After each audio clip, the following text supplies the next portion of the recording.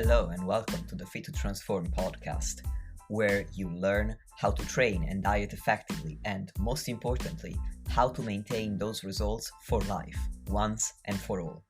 I'm Nikias Tomasiello, a transgender training and nutrition coach working online with anyone who's ready for a true lifestyle transformation, anywhere they may be in the world.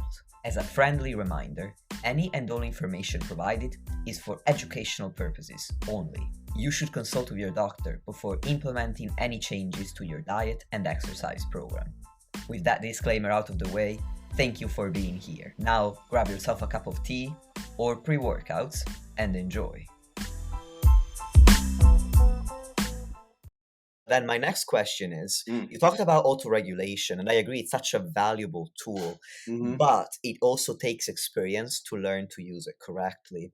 So once somebody's trained enough that they can effectively use autoregulation, that's great. But what do you, Scott, personally do? What's your philosophy with beginners? How do you help them start and figure out autoregulation along the way? How do you initially set a program for somebody who doesn't have that ability just yet for them to see results? There's a lot of things you can do. I have it's on my website. I have a perceived recovery scale that when I was doing like normal clients with check-ins, they would give me their perceived recovery scale to tell me where they are. It's a 0 to 10 scale, basically, and it's overall global perceived recovery. So what do you mean by that global perceived recovery? So you could go into the gym and say, you know what? Gravity is about to be my bitch. It's going down today, baby. We're going to town, and you are unstoppable. You're the juggernaut of the gym, right? And there's nothing stopping you. And your perceived recovery would probably be a 9 or 10 because you're like, this is it. Or your girlfriend just broke up with you, or you're just pissed off and ready to throw some heavy weights around. There's also could be local recovery too. So the individual muscles, you go and you start to. I always stretch out a little bit, and you're like, oh my god, that muscle feels like someone just beat me with a hammer all night long, right? So there's local recovery that can be perceived in terms of just how the muscle itself feels during. So there's sort of a central overall feeling, and then you could break it down by each muscle at least if you wanted to. I'll have people evaluate that perceived recovery. And that's been validated. There's just one study out there. I just find it's a nice scale just to get people into tune. This isn't an exact science that I know of because it's subjective. It's like psychology. It's not the hardest of sciences, right? Where they associated the subjective perceived recovery with muscle damage indices. So muscle damage, it's not the end all be all, but it does reflect your recovery state to one degree. If you come into the gym and everything feels like, you just got beat by a hammer all night long. And we know obviously that there is some recovery processes that happen when you have an injurious training bout. That perceived recovery scale, at least is a start. And what matters is that the person develops their own internal compass, I think. So you can go into the gym, take the perceived recovery scale when you're in there. Also, taking it in the morning or thinking about how you feel when you wake up is huge. Many people will wake up and they're like, I'm dragging ass today. But once I get 5 cups of coffee in me, I'll be good to go. So stimulants can completely override where that is. I know there are some coaches who just don't want people to use stimulants if at all possible at all, because it basically blurs their ability to auto-regulate. You could not be really feeling like you'd want to work out, and then you take, Jack 3D or whatever it was called, take some stimulant with 500 milligrams of caffeine, and then you're flying, right? That's something you may have to do. You can also just, like a small thing you can do is when you go and you take the weights off the trees, put them on the machine, how that feels when you're moving around the gym. Like, does everything feel effortful loading the weight? When you first start to, I always do some stretching beforehand because I'm just old and fragile. I've done this for years now, and I also have a lot of muscle soreness. But that's a way to tune it, not to do like PNF stretching, try to blast the muscle and reduce performance in the subsequent resistance exercise. But if you stretch out and you feel, that would be a measure of local recovery. So um, gauge that warm up set. How did that feel given how you might expect it to feel? Did it feel heavier? Did it feel more difficult? Did it feel wobbly? Or did you go right into a nice groove? Because that's an exercise you've done many times and this is how it should feel. So there's all these perceptual things you can pay attention to. Bodybuilders get really good, especially if they've gone into contests and prepped a good bit, of just putting all those things to the side. You can't go in there and just think, oh, everything hurts and my joint hurts and my muscle's sore and I'm tired, and you'll never get a good workout in. You won't be able to push through the rigors of the prep. But being attuned to those things too is especially important in the off season, so you can have a deload if you feel like you need one and pull back. So yeah, there's that somewhat, it's the scale gives you an objective number, gives you a value, but there's all those other things, and you can write those things down in your diary, in a logbook. Um, Feeling like shit today, tired, the neck is hurt, cervicogenic headache, weights, warm up weights felt like they weighed a ton. Um, you know, at the end, like another thing people can perceive, and we talked about this a good bit here, is your rep when you get to failure. There are different strategies I think that people employ. I had a friend who was a pain expert, just exercise psychologist, and he said, at least at that point in time, like there are at least two major strategies people have with pain. They will either try to avoid it, they'll try to take their brain elsewhere and distract themselves in some way, shape, or form, or they will go into it and they will do battle with it, right? And I have the sense that many people, when they're moving heavy and maximal loads, when you get to that point at the end of the set, what happens in that moment when you have pain that's looking you right in the face and slapping you and saying, go ahead, quit, you haven't got it in you, and you say, yes, I do, you're going down, gravity, you're my bitch today. How that feels, what happens there in that moment? Do you get, especially if you're going to failure, do you get to that last rep and say, I'm getting this, bitch, and you just don't get it? Or do you go into that and be honest with yourself, go in there and say, okay, this is my last rep, thank goodness this is almost over, right? Or anywhere in between. So the perceived effort that you feel and that you're able to engage in that moment of failure is important um, to gauge how well you're doing. And then, of course, how things progress across the workout. You may start off with a high energy level, and by the end of the workout, you barely can get yourself to do abs at the end because you're so wiped out. So just for people starting off, paying attention to all those little things, all that feedback that your body is giving you during the exercise as you make your way about the gym, your enthusiasm for things, your aggression level, your ability to focus as well is huge. Are you just wanting to get the sets over with, or are you really wanting to nail each and every set? Can be a huge difference there. So those are just some things off the top of my head that people, because some people, if they don't have an athletic background, they're not used to going into a training session and being ultra focused in that way. So they're just trying to get through the thing, and it's kind of like they're a little bit bewildered. Like, what am I supposed to be doing here? And they won't be paying attention to those things because they're trying to figure out, how the machine works, right? Or all the more basic stuff. But being tuned into that is at least the start. And then when those things change and you're like, okay, this is the 2 weeks in a row, everything feels heavy, I'm off, I'm not focused, I'm just ending the sets almost prematurely, I'm not really, but I'm almost wishing I can just get out of then you start to know it's time. And then one last thing, and I'll shut up. It's an interesting phenomenon. It depends on how you've constructed your training.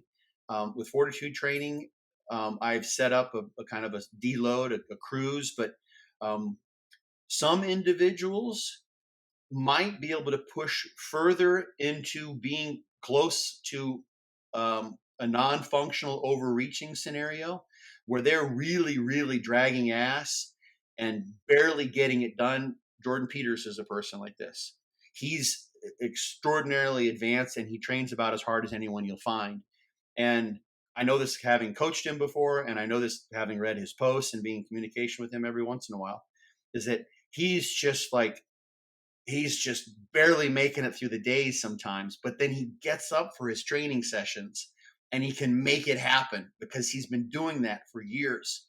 He's way beyond in terms of overall recovery where most people would ever want to go.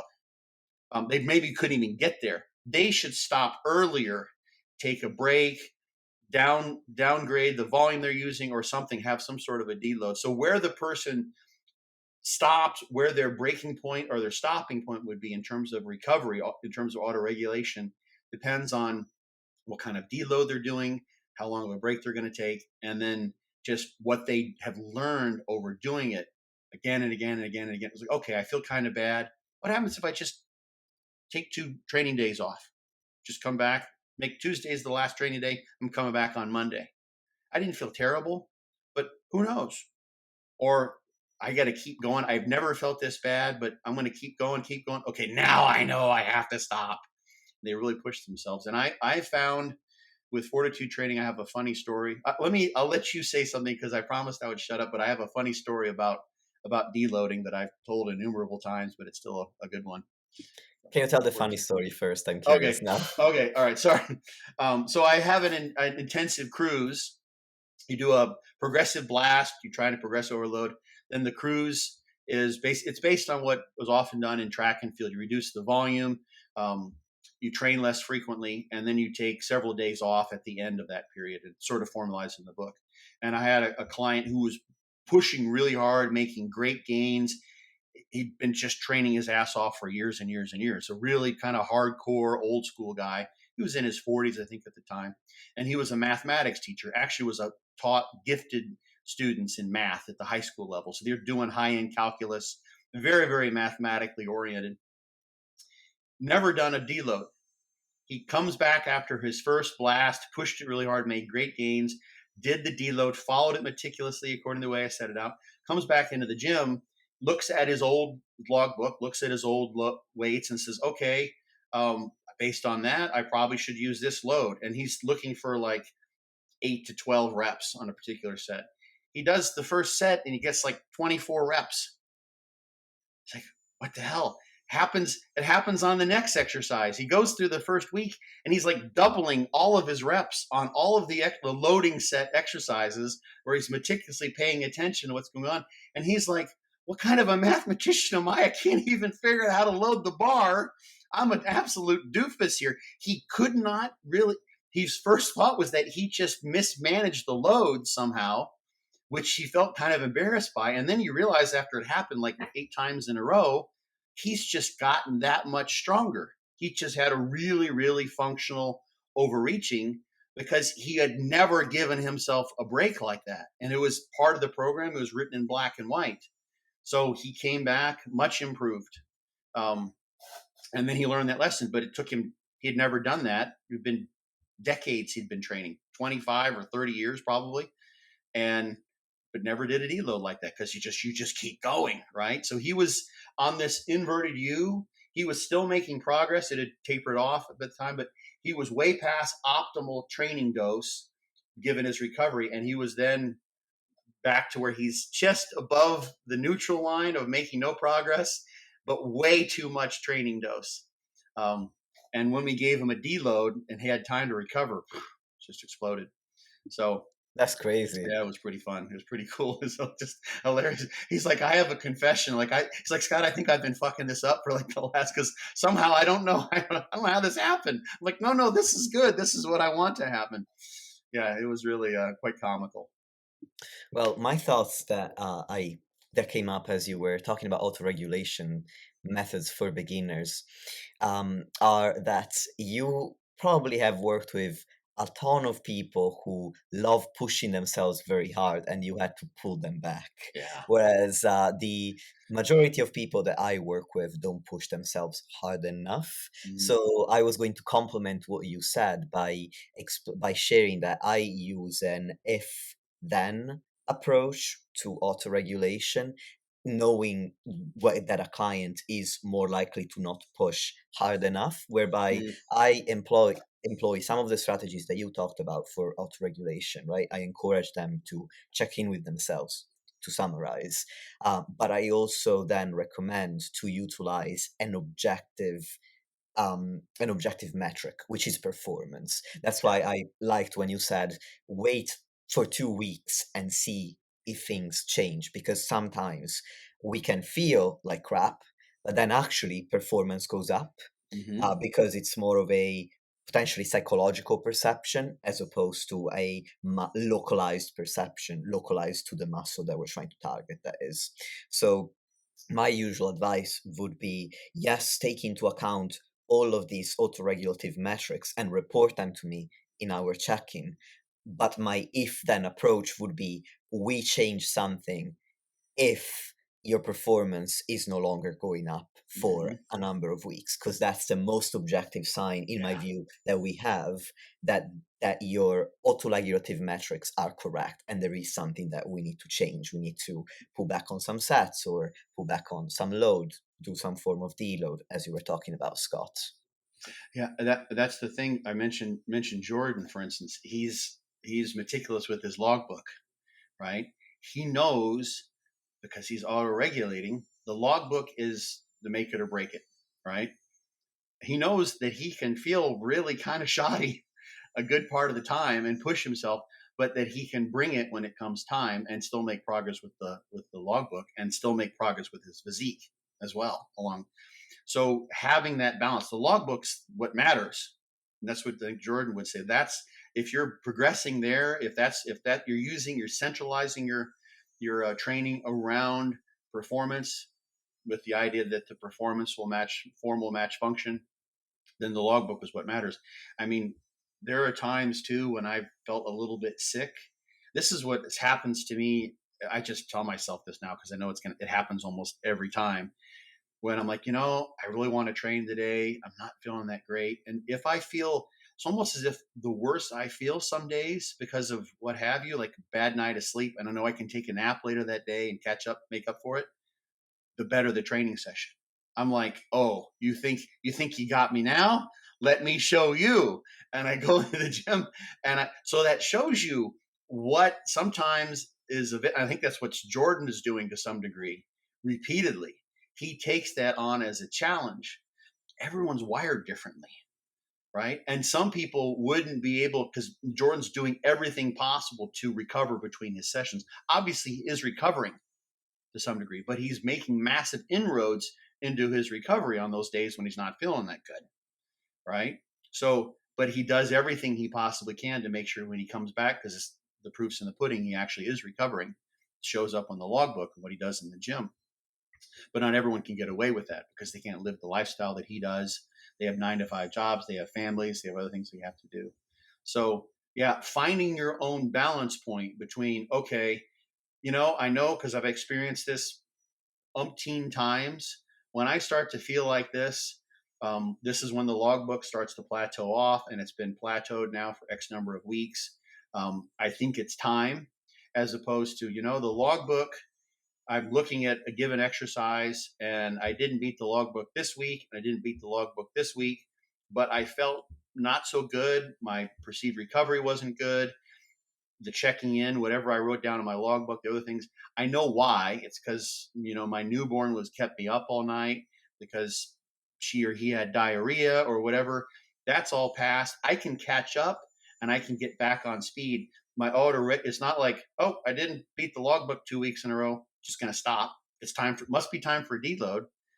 It's like, I know why I feel this way because I'm paying it. I have my sleep records. I know how I'm sleeping. I know all these things. I'm in tune with this. And I also know that if I just take a day off or when my kid gets better, then I can recover and continue to move upward. There's no need for a deload necessarily. So yeah, you bring all those things together and everyone makes their own formulation as to what's correct and what works best. So there's a study that I always talk about in this. It's a series of studies, two studies we may even talk about this in the last podcast. I've mentioned it all the time, probably every other month at least. Damas et al. And Barcelo et al. In the first study, they compared training. They trained one leg either 2 or 3 times a week, just knee extensions, 3 sets to failure. You know this studies. Yeah, I'm aware of it. Okay, yeah, and the other one was 5 times a week. So they had an internal control. And in the first study, they said, it doesn't make a difference. 6, 9, or 15 sets a week, nothing. That was the first publication. And then they went in the second publication. Let's see what's happened on an individual basis. And in about 1/3 of the people, they were better off training 2 or 3 times. So 6 or 9 sets a week versus 15. And then in 1/3 of the people, they were better with higher volume versus lower volume. That's a huge difference. That means some people were less than optimal with 6 or 9 weeks, and 15 was better in some way. We don't know exactly where they are on that inverted U, theoretical inverted U. And other people, 15 was too much. So 6 to 9 was closer to the peak than 15. It was too far over. So it would have been interesting to get perceived recovery or some auto-regulatory information from. So what do you think's going on? Like in this leg that is growing, can you tell? Can you feel when you go in? Are you having patellofemoral pain? Does the muscle just feel obliterated?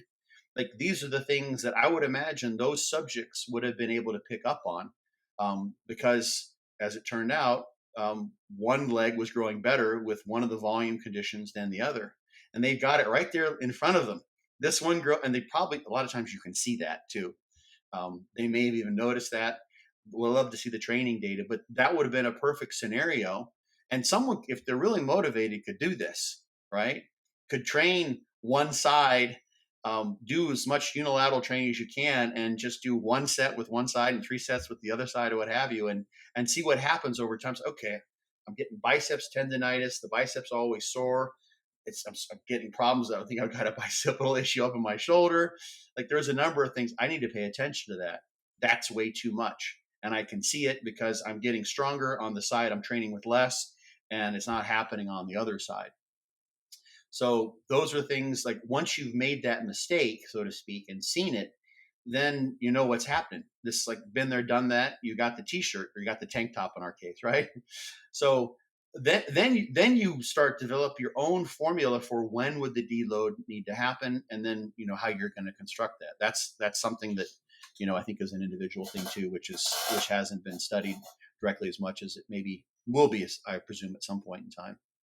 But when you take people, this is the thing. So we have a scenario then where subjects, some of whom would do better with 6 to 9 sets per week and others with 15, and they're all in the same group training together, right? So they get to the end of that training regime, and now some of them might have a functional overreaching that's happening, like it happened to my client.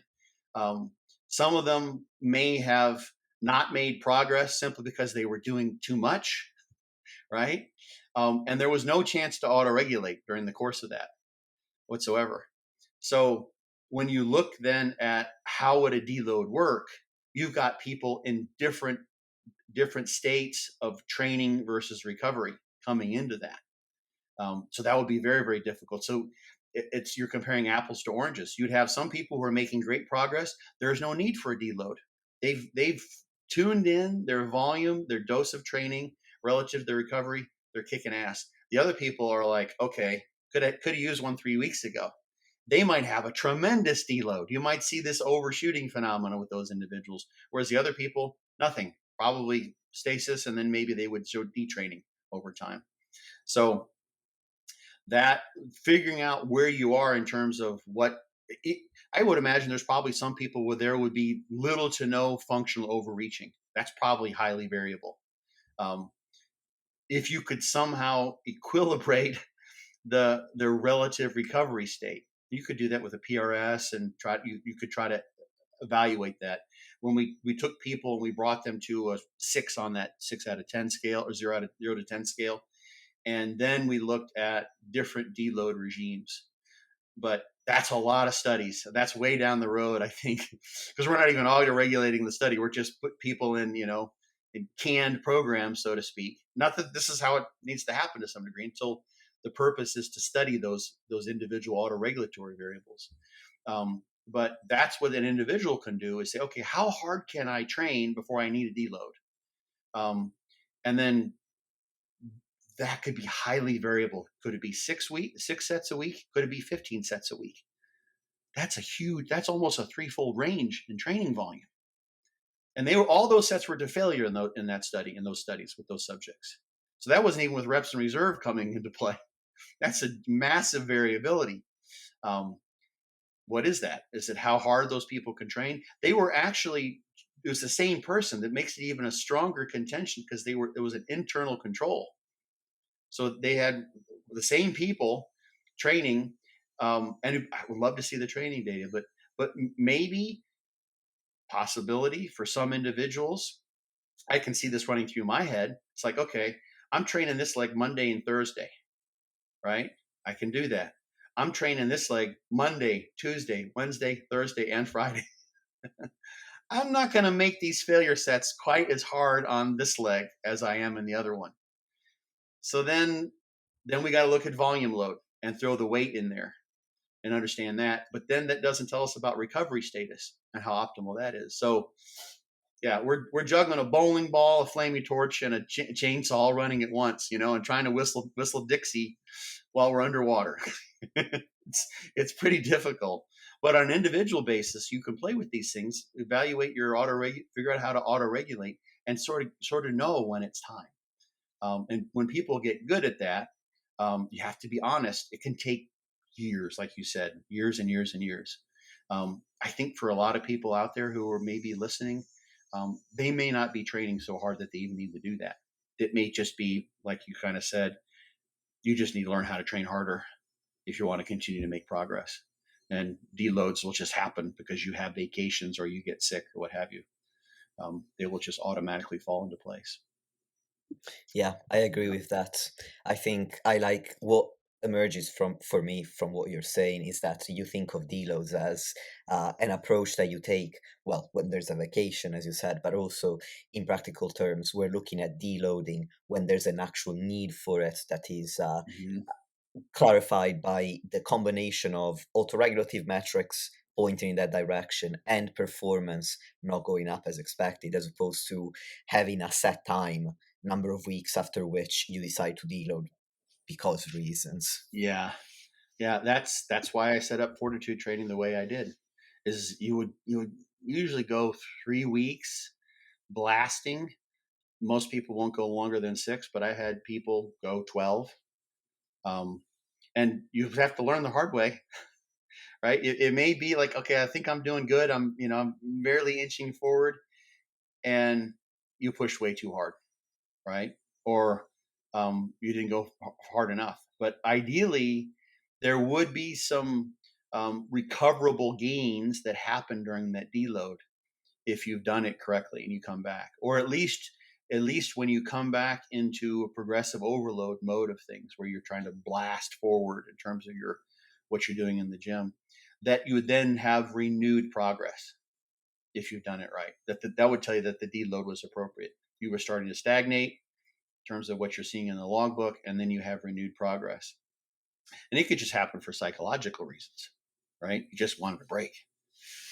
There's a multitude of reasons. So it may have to do completely with what's going on upstairs, and very little with the body. But if that's the case, now you're then able to drive those adaptations further because you're able to train harder, and eventually the training adaptations will manifest hopefully in what you see when you're strutting around the gym in your tank top.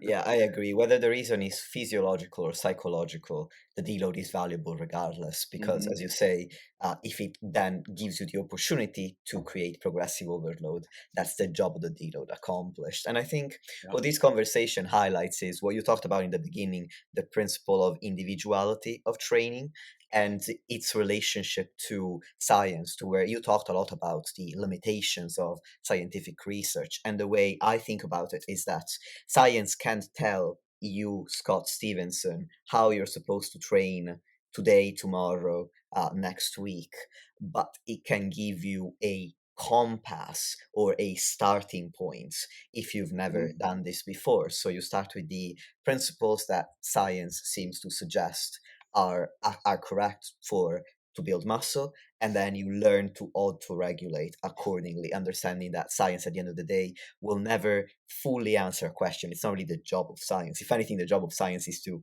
try to answer a question and generate more questions in the process. Right. It's the continued pursuit of the truth rather than setting on an absolute truth. I think that would be kind Yeah. of counter to what science is supposed to do. So Yeah. it's not meant to give us the answer to what you as a person are supposed to be doing at any point in time, but it can point you in the right direction, especially when you're just starting out and you don't have prior data to look back on that is your own data. At that point, yes, of Hmm. course, if you've got nothing else, we want to look at the data that science offers us. Right.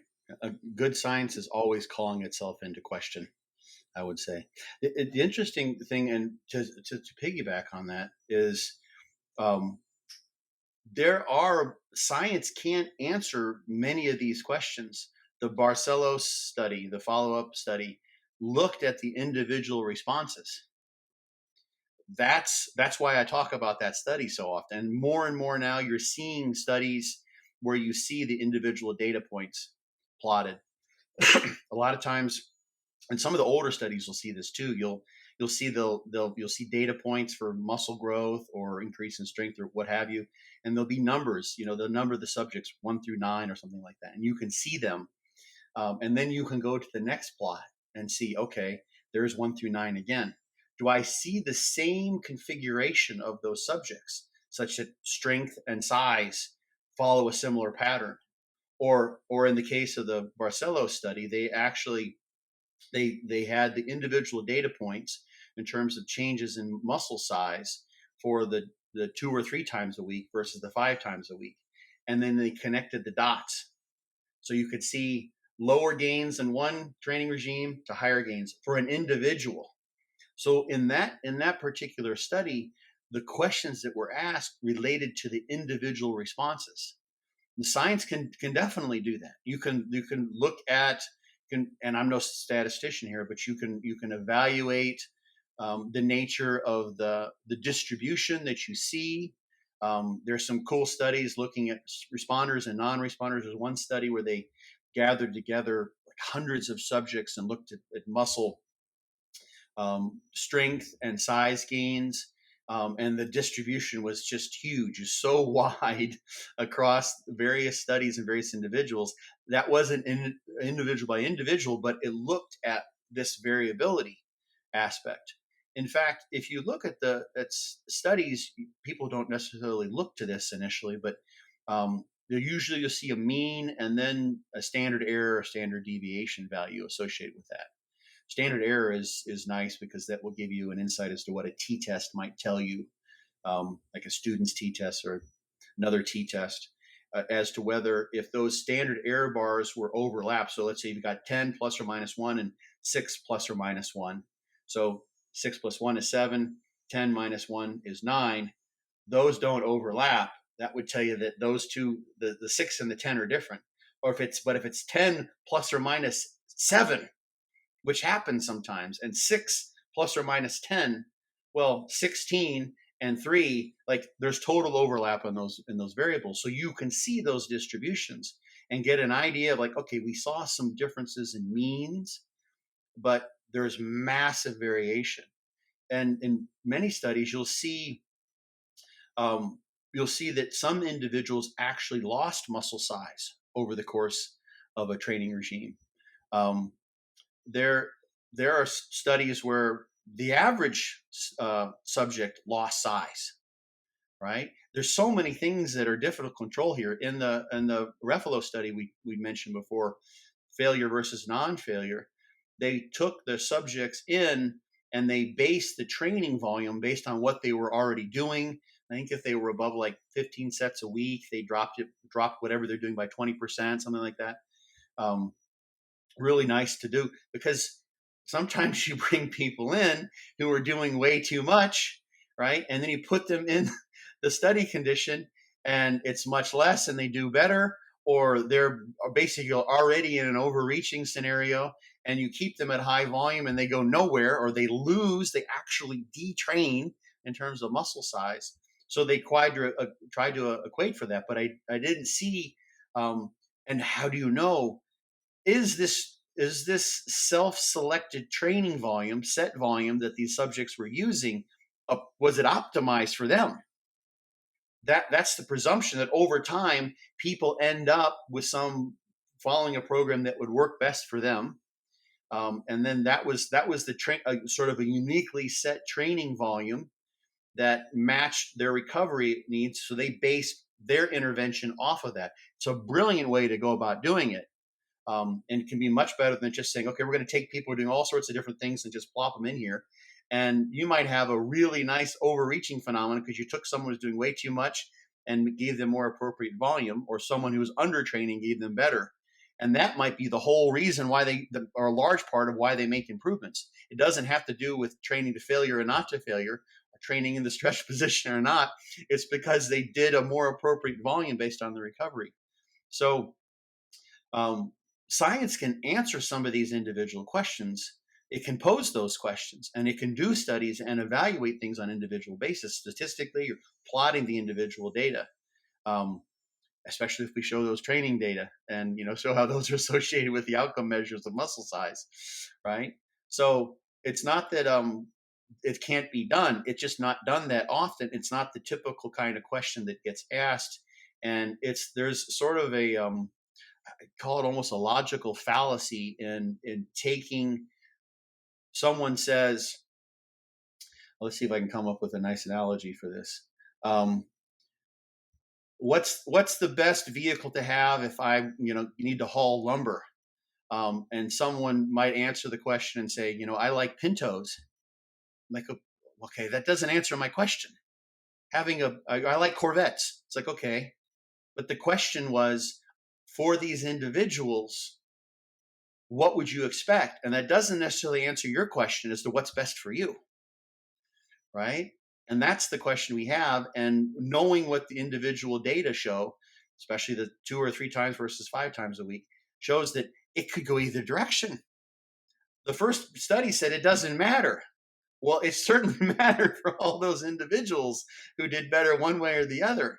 So that's why that is such a brilliant, I laud that study to no end, because it shows this phenomenon that I think is going on to some degree, this individual adaptability feature aspect that's going on under the surface, that we don't necessarily see unless the individual data points are brought forth, either statistically with a correlation or showing a distribution. I wish too, when they show the individual data points, that you could see in both graphs, like let's look at subject 2, great gains in muscle size. His performance didn't really go up much at all. He was at the bottom, barely improved in terms of the loads and reps he was using, but he grew like a weed. Well, what's going on there? How did that happen? That's not what you expect. Or was it the other way around, that those two things were correlated? So yeah, that's the thing that I think that gets sort of misunderstood, is we take an answer to a question that isn't the answer we really want the answer to. The question Yeah, that's we want true. the answer to. Yeah. But also to clarify, when I said that science can't tell you specifically as a person what's best for you, what I meant was that unless you're in a study where they are measuring that, science won't tell you. What I meant was when people are reading a study and they extrapolate those conclusions, assuming that the study is telling them that that's the best way for them to train. Right. That's not really what science is doing, because in that particular study cannot do that because they were not involved in it. Yes, they're getting an answer to a question that is not the question they're asking. That's the wrong study. The science can do it. This study in particular isn't doing it. And that's the thing. In many studies, or I would say probably most studies, aren't answering the question on an individual basis. Although you can glean that if you know to look for measures of standard deviation, standard error, what have you. That you can get an idea.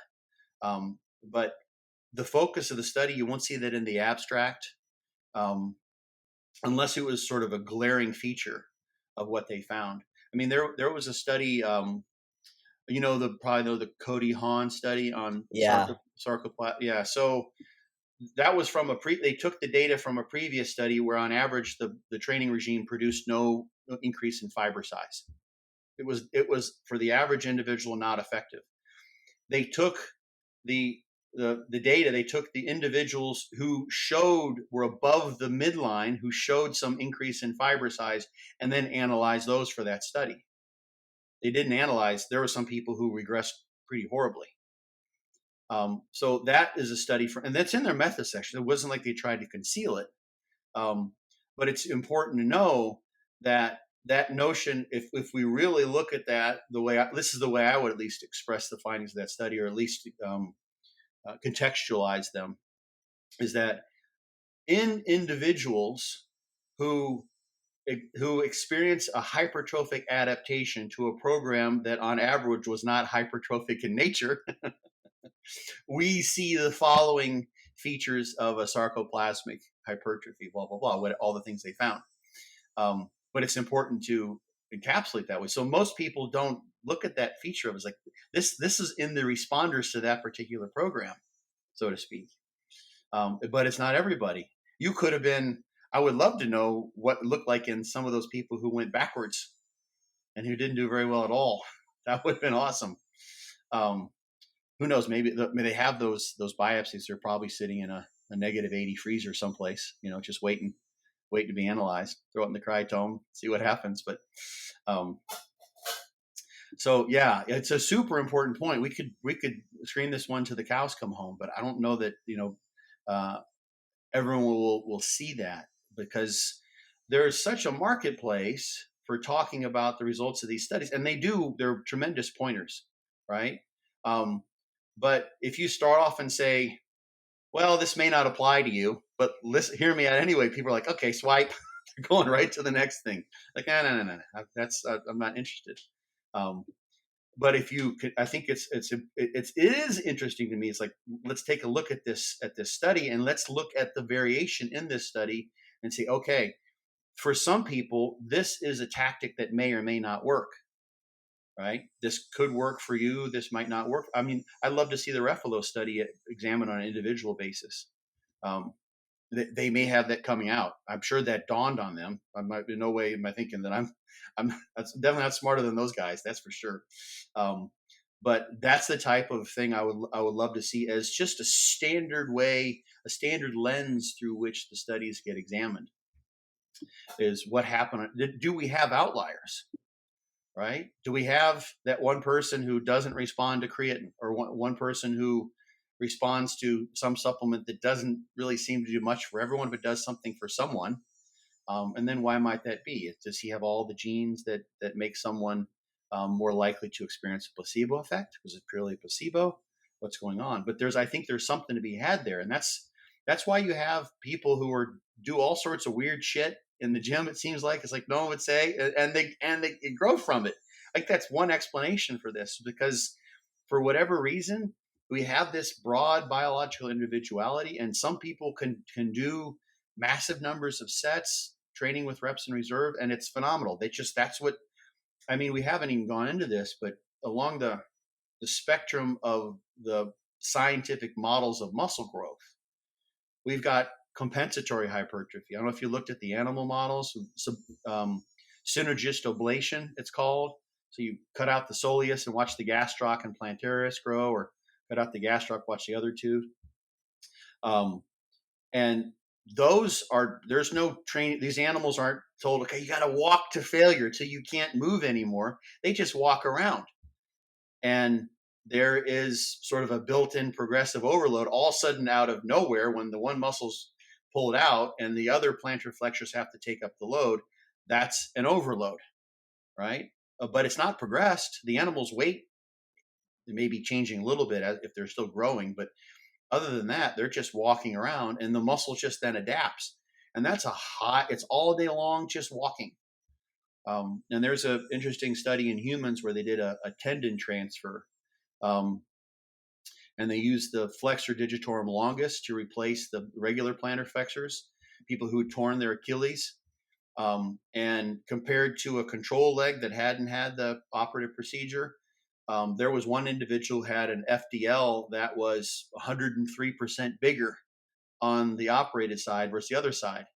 But they weren't doing they weren't doing calf raises, they weren't doing resistance exercise. So there is, along the spectrum of things that will produce muscle growth, evidence for high repetition, high volume, just tensile overload, more tension required of that muscle, that doesn't look like taking a set to 10 reps all the way to failure. The features of that mechanical stress are very, very different than what you see. So it doesn't really blow my mind at all that some people could do high volume and not go to failure and get great results that way, because that's something that mammalian skeletal muscle responds to tremendously in terms of hypertrophy. Is this sort of chronic? I mean, I'm not saying this, but there's been I think they were just to get clicks, but there's been various facetious programs like make your arms grow and you train your arm, like you do a set every hour. You've seen these, right? You train all day long, right? But that's kind of what was happening in those studies, in the quail overload, the avian overload regimes where they hang a weight from the wing. Be like, you want to make your traps grow, just strap some dumbbells to your hands and carry them around half the day. Your traps would probably get bigger. They wouldn't have to be very heavy dumbbells. Hopefully you wouldn't damage your AC joints or your shoulder joint. But that is a chronic overload. It would be a chronic stretch overload that, at least in the avian skeletal muscle, perhaps going to respond differently than mammalian, but produces that's the most massive skeletal muscle hypertrophic and hyperplastic adaptation that I've ever seen. It was a study by Jose Antonio where he did this. So the nature of the resistive stimulus or the mechanical stimulus is really much broader than what we see through the small lens of resistance exercise. So when you see the forest for the trees, so to speak, it's like, okay, I can see where someone could continually make the muscle grow, loading it in this regime. I just still think that if you stick with the same weights and never change them, just add sets, probably not going to work. Not saying you thought that, but I think just having that perspective, like, okay, there's all sorts of ways to skin this cat potentially. But I think as far as form is still going to have to follow function. And that's what happens in the compensatory overload is there's no longer a gastroc. So the soleus and the plantaris just has to grow. That's the function that it has to take on. And those animals regain a pretty much normal gait pattern because that muscle now is large enough to take up the slack for the, pardon the pun, for the now missing gastrocnemius. Wasn't that funny? Really good. It was so funny. I love puns. I'm a writer. Okay. I thought it was great. All right, good. Normally, I don't get when I make bad jokes. I don't get much response. I think it's funny, so I'm glad you appreciated that. I guess I'm into that jokes. I don't know. I thought it was really funny. Okay, we should just end the podcast here. Then we're good. I think so too. Yeah, I was going to say, Scott, we've covered basically everything on my outline, and I think this was too. A ton of value for the audience. And obviously you've got to go in like a few minutes. Yeah. So I'm going to bring this to an end. And obviously we talked a few months ago, and I'm going to put those links that I used back then in the show notes for this episode. But is there anything else that's come up since we last spoke that you want people to know about that I can link? Oh, no, I don't think so. I've got some cool podcasts, but they're in German.